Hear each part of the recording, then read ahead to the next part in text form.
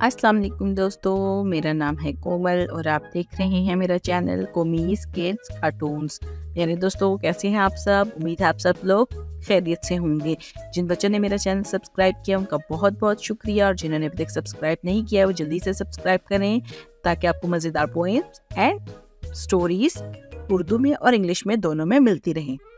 तो प्यारे दोस्तों, आज मैं आपके लिए एक मज़ेदार पोएम लेकर आई हूँ, तो इसको जल्दी से सीखिएगा और अपने दोस्तों को भी सिखाइएगा। तो चलो जल्दी से सीखते हैं। Rain, rain, go away, come again another day. Little Johnny wants to play. Rain, rain, go away. Repeat once again. Rain, rain, go away, come again another day. Little Johnny wants to play.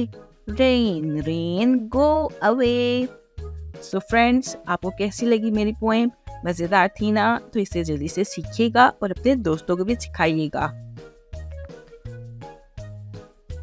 और मज़ेदार stories और poems के लिए मेरे channel को subscribe लाजमी कीजिएगा, ठीक है ना? और मेरी वीडियोस को भी लाइक किया करें और वीडियोस पूरी देखा करें, ठीक है प्यारे बच्चों? ताकि आपको वीडियो में बताया जाने वाला सबक अच्छी तरह से पता चले और याद हो जाए, ठीक है ना प्यारे दोस्तों? मिलते हैं आपसे अगली वीडियो में।